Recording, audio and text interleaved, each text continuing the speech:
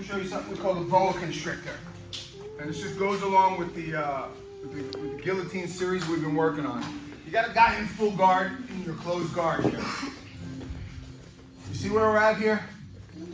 And we're working on all different types of guillotines, high elbow. If you've been here, that's what we've been working on.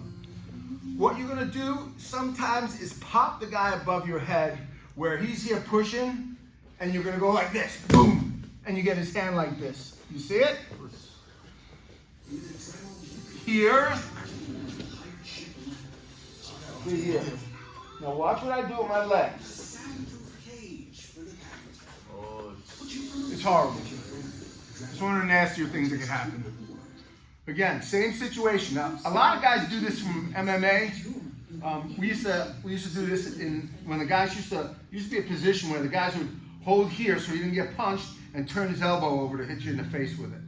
Turn the elbow over like you're gonna elbow me. Boom, right? That's a big MMA strike. You're there and you usually time it with the guy. So he goes to turn it, boom. You see how that works? Now you can't see what I'm doing with my hips, but I've turned my hips out a little bit. It's coming out just a little bit, and that's important to the position. Now I'm gonna darce my arm, and you notice I'm grabbing the back of my own head. Here, see what I'm doing? Calf in the side, body lock, squeeze. You see it? You got it? Let's work out some of the details afterward. Let's try it. 1, 2, 3.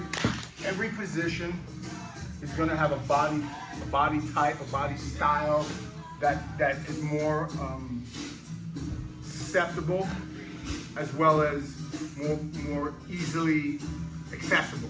You guys understand what I'm saying? Some body types and styles, I just can't get that thing. Some guys just can't get a guillotine. Their arms are too stubby, whatnot. This is one of those things that has a lot of adjustments to it, and it really doesn't matter how big or how little the guy is, you should be able to get it. I got a big guy, 270 now, is it? In my guard, 230. Yeah, you should tell your girlfriend, right? See, he's putting his hands up here, he's doing smart, he doesn't want me to use my hands. I'm trying to grab him. So I just tap him up and pull him forward with my legs. You see how deep that is, guys? This goes across here, and you can first grab it. Escape the hips, grab.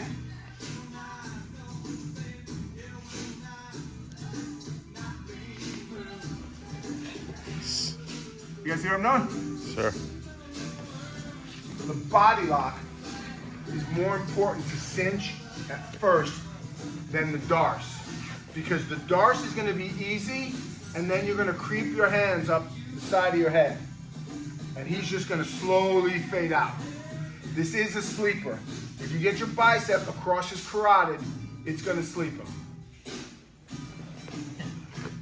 Matt, I'm going to show that. Let's see the sleeper. watch how you put him to sleep. Other side, boom. I'm here. I lock him in. I turn. Now let's say you can't body lock the guy. As long as you get a pinch on here.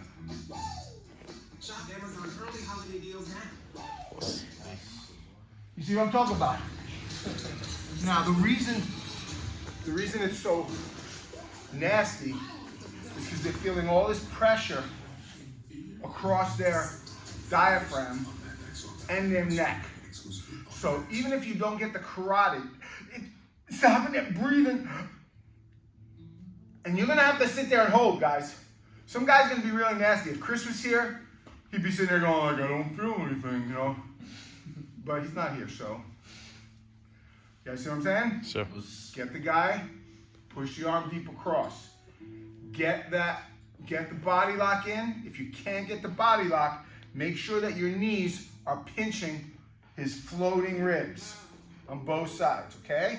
Sure. And then when you cinch in your darce, walk your fingers up and just, guys, remember this is so important. Hope is a horrible thing in jiu-jitsu. If you give your opponent hope, he's gonna take it. This is a position that should get tighter and tighter and tighter. At no point are you getting the body lock in and then the darce and then catching your breath. Man, every second you gotta steal his hope. Make him feel like he's falling into the hole of the Grim Reaper. Never let up on this type of position, okay? Sir. 1, 2, 3, really see what we've been working on. Just like any guillotine that we've been working on. Yeah, the science of this thing really makes a difference. So when we get this position locked in, guys, please be aware of where your bicep and your forearm are. And more important than anything, be aware where the crooks of your arm is. Jiu-jitsu in this situation is a funny thing. You have your partner who's letting you do it. You can look on YouTube and everybody will say, oh, do this, and when you have a willing partner, it's nice. But when you're in the middle of a match, it's not so easy. That's why the science matters. I get his arms up, I put him across. Now guys, come over here, look. You see where the bend of my arm is? It's right across his carotid. It's the bend is, I could crank his neck maybe. I'm gonna here. I'm gonna escape here. You see how I drove my arm? The crook went here. You guys see what I did? Bigger guy, can't get my bicep, so I adjust, come back, from the crook to the forearm across. So I'm here.